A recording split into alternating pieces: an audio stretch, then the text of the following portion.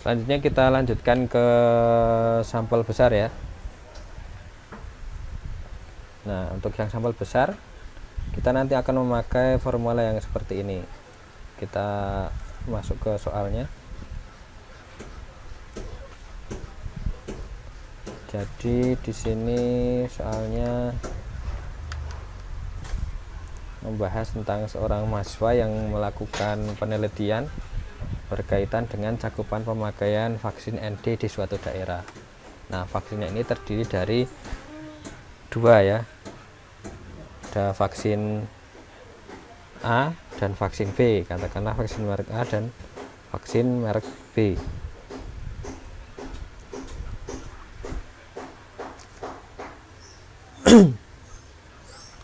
Nah, kemudian ini penelitiannya kan meneliti peternak yang memakai vaksin A dan vaksin B di suatu daerah. Nah, dari daerah tersebut dipilih peternak secara random. Kemudian menurut peneliti kedua merek tersebut memiliki kesamaan dalam berbagai hal, baik kualitas maupun harganya. Kemudian dari hasil survei terhadap 30 peternak tadi yang secara random tadi, terdapat 24 peternak memakai vaksin merek A. Berarti sisanya pakai vaksin merek B gitu. Kemudian kita diminta untuk menguji hipotesis dengan alfa 5%, apakah dugaan peneliti itu apabila seperti ini ya. Jadi ada anggapan ya. Yang pertama, peneliti menganggap bahwa proporsi peternak dan yang memakai vaksin merek A dan B itu sama. Berarti nanti ini menjadi H nolnya. Kemudian ini yang anggapan yang kedua, ada dugaan peneliti menduga bahwa proporsi peternak yang memakai vaksin merek A lebih banyak dari peternak yang memakai vaksin merek B. Nah, karena sudah ada dugaan mana yang lebih besar, mana yang lebih banyak, maka kita bisa pakai hipotesis yang satu arah. Kita pakai hipotesis satu arah. Nah, berarti H0 nya adalah misalnya ya, P1 sama dengan P2 sama dengan setengah, kan sama tadi ya. Artinya proporsi peternak pemakai vaksin merek A dan peternak pemakai vaksin merek B sama. Nah, berarti proporsinya sama. Kemudian H1 nya, H alternatifnya, berarti tadi karena sudah ada dugaan vaksin merek A ini lebih banyak daripada vaksin merek B, berarti misal yang A ini P1 nya ya, P1 ini lebih besar dari P2. Nah, atau kalau pakai kata-kata proporsi peternak memakai vaksin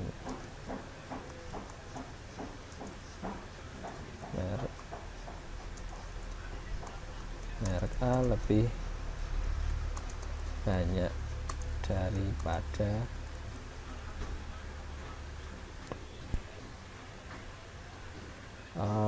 peternak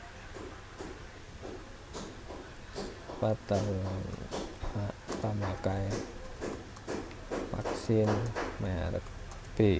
Nah, akan seperti ini. Nah, ini namanya adalah hipotesis satu arah. Kita pakai alfanya tadi 0,05.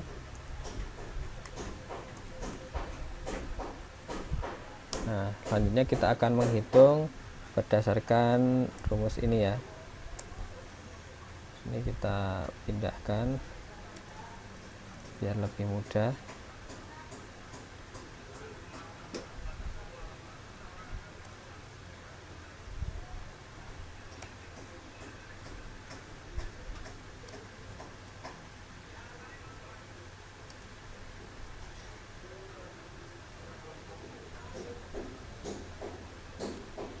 ini ya, sehingga kita memerlukan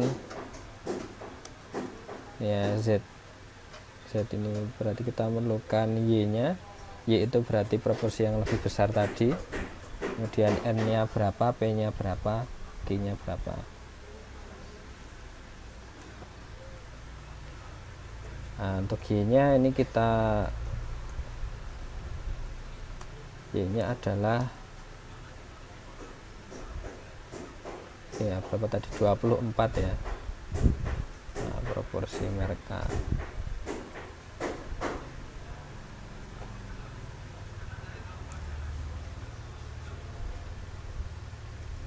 Y-nya ini adalah banyak.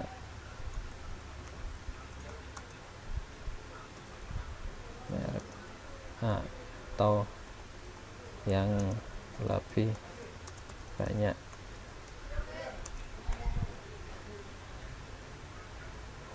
Kok banyak atau banyak frekuensi gitu ya.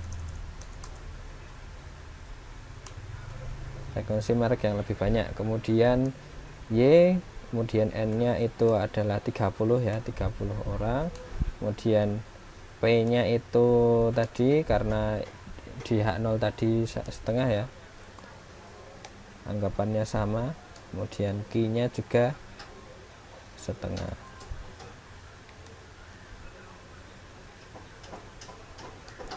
Nah, kalau kita berdasarkan ini, berdasarkan rumus ini, berarti kita pakai OneNote aja ya, kita orek-orek di sini ya. Berarti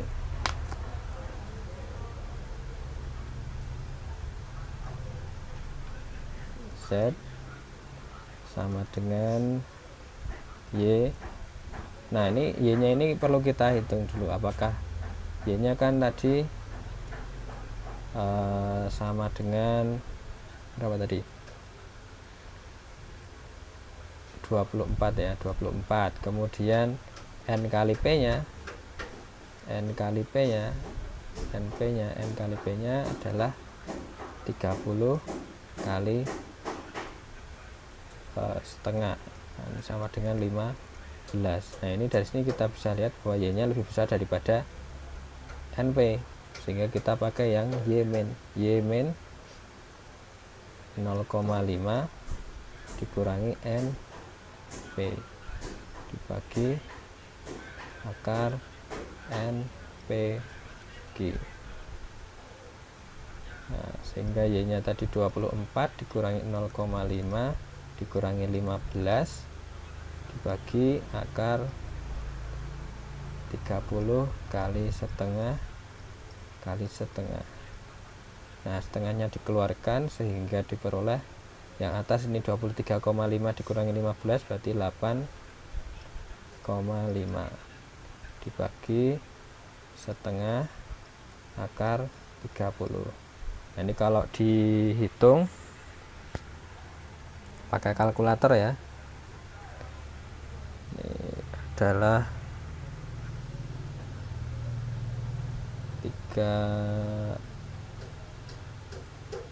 3,103. Nah, Z hitungnya adalah 3,103. Nah, ini kita pindahkan ya.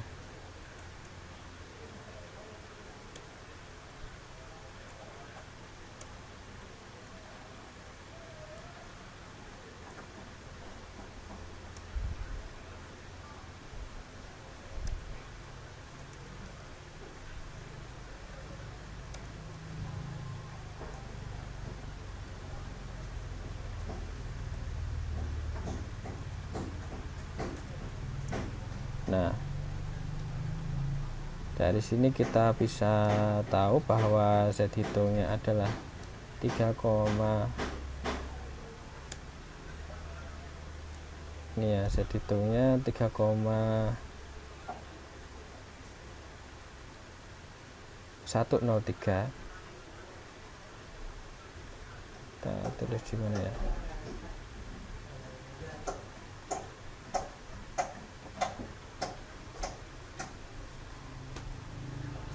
Set hitungnya 3,0103. Nah, sekarang kita akan bandingkan dengan Z tabel. Nah, Z tabel sendiri ini kita perlu lihat pada tabelnya. Tabel Z. Nah, tabel binomial yang sampel besar, yaitu memakai tabel Z. Nah, seperti ini tabelnya.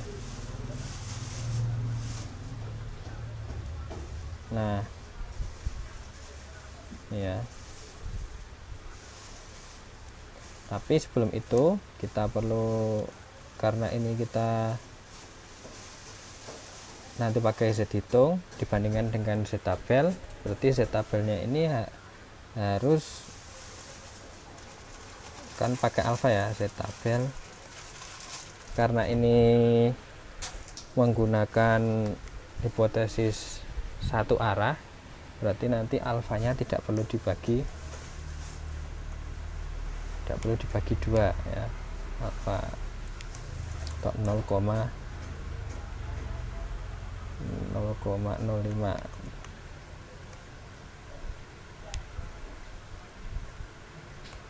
Nah, itu tadi ya, pada prosedurnya tadi ya, bahwa untuk Z tabelnya tadi, kalau hipotesis satu arah berarti Z tabel alfa, berarti kita tidak perlu membagi alfa menjadi dua, jadi 0,05. Nah, 0,05 itu artinya kalau pada kalau dilihat di tabel berarti kita harus kurangkan itunya, 1 dikurangi 0,05. Nah, Z tabel 1 dikurangi 0,05, sehingga nanti yang kita cari di tabel adalah Z tabel 0,95 ya. Jadi kita lihat pada tabel Z, nilai dari Z 0, tabel 0,95. Nah, caranya bagaimana? Kita lihat tabelnya di sini ya. Nah, kalau tadi kan untuk yang sampel kecil tadi kita tinggal menyesuaikan ya, n-nya berapa, x-nya berapa, kemudian p-nya berapa. Kalau untuk kemudian tadi dari keluar ke dalam ya, kalau ini kita ngitungnya dari dalam keluar. Jadi tadi kan 0,95 ya, kita cari yang 0,95. Nah, letaknya di sini 0,95 05. Nah, pilih yang ini. Kalau berdasarkan para ahli ini yang dipilih ini, bukan yang 0,9495, pilih yang ini ya. Berarti ini Z tabelnya nilainya adalah 1,6. Nah, ditambah 0,05, 1,65. Itu bisa kita snipping tool ya.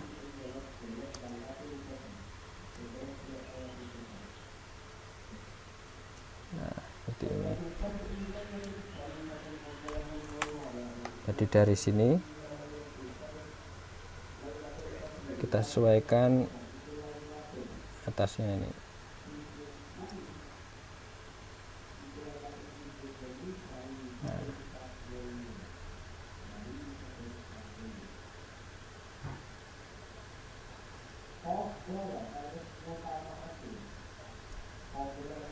Nah, nilai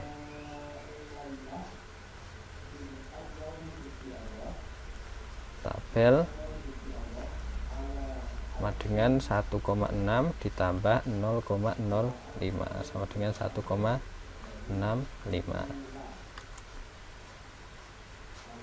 Nah, seperti itu.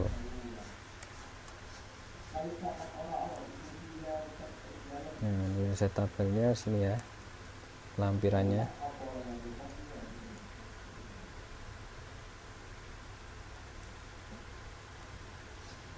Gede banget ini.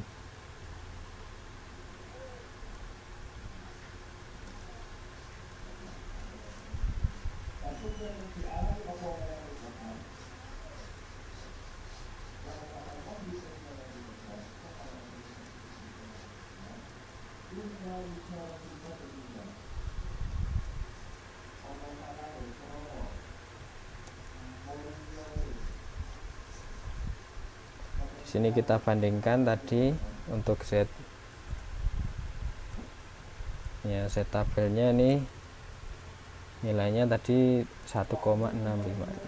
Di sini lah Z hitung 103 ya. Kemudian Z tabelnya adalah 3,3 bukan tadi berapa, 1,65. Nah, dari sini kita bisa lihat bahwa Z hitung lebih besar daripada Z tabel, sehingga berdasarkan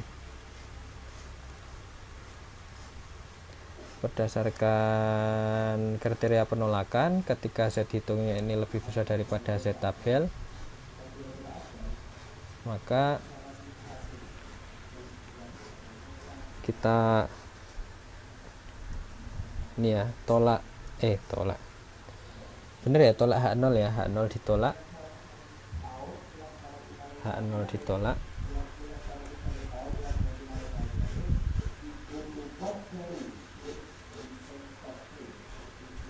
H0 nya ditolak,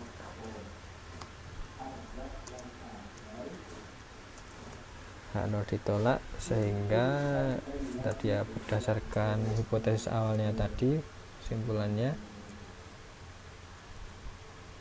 berarti kita pakai yang H1.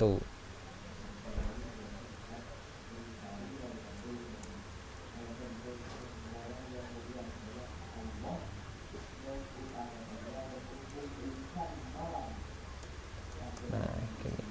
Sehingga kesimpulannya adalah proporsi peternak memakai vaksin merek A lebih banyak dari peternak pemakai vaksin merek B ya. Nah, kemudian untuk yang output SPSS nya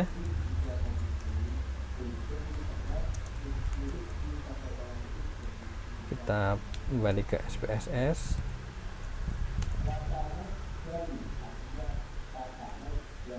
Ya.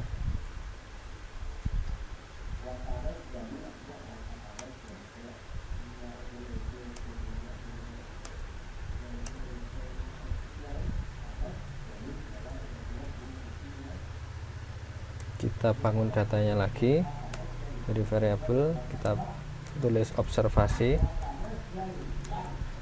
ini aja, ini ganti interval, kemudian data view nya merek A nya tadi ada 24, kemudian merek B nya 6 ya. Sebelumnya kita weight cases dulu, pilih weight cases by observasi, klik OK, diabaikan, kemudian baru kita analyze dengan non parametric test. Non parametric test, pilih legacy dialog, klik binomial. Nah, observasinya dipindah ke test variable, optionnya tadi pilih yang deskriptif ya, continue. Nah, ini proporsinya masih sama 0,5 semua atau setengah-setengah. klik OK. Nah, maka diperoleh seperti ini ya.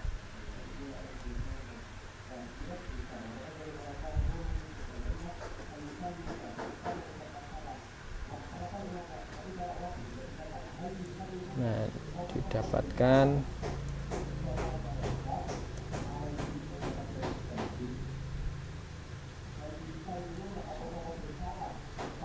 nah ini kan p value nya adalah p value, ingat ini p value 2 arah, sehingga untuk yang p value 1 arah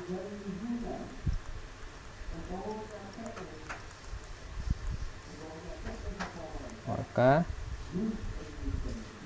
ini 0,001 ini harus dibagi 2.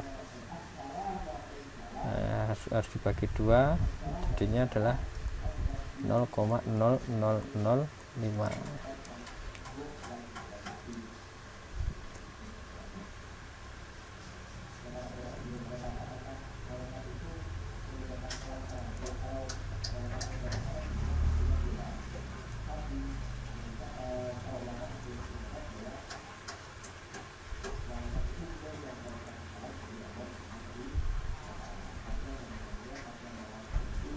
Dari sini kita bandingkan p value dengan alpha.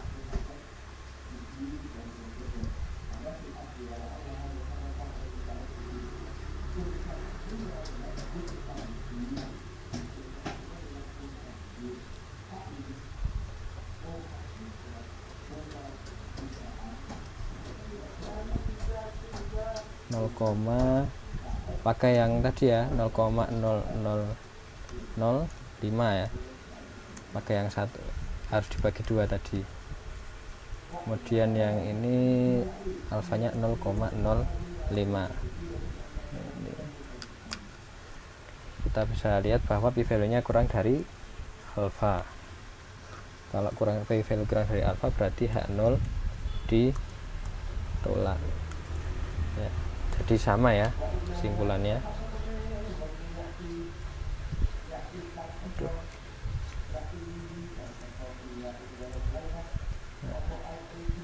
Nanti bisa teman-teman coba untuk cara manual dan cara pakai SPSS-nya ya. Jadi kemungkinan ini bisa saya keluarkan dalam UTS. Jadi untuk pertemuan yang ke-7 ini ya berpengaruh juga ya untuk UTS-nya. Jadi nanti saya ubah, bisa saya tambahi untuk materi uji binomial ini untuk yang UTS-nya. Jadi seperti itu. Jadi mungkin demikian ya untuk perkuliahan kali ini, untuk uji non parametrik satu sampel dengan menggunakan uji binomial. Jadi yang membedakan dengan uji Chi-square tadi adalah pada hipotesisnya, uji hipotesisnya, dan juga mungkin yang perlu diperhatikan adalah untuk membaca tabelnya juga ya.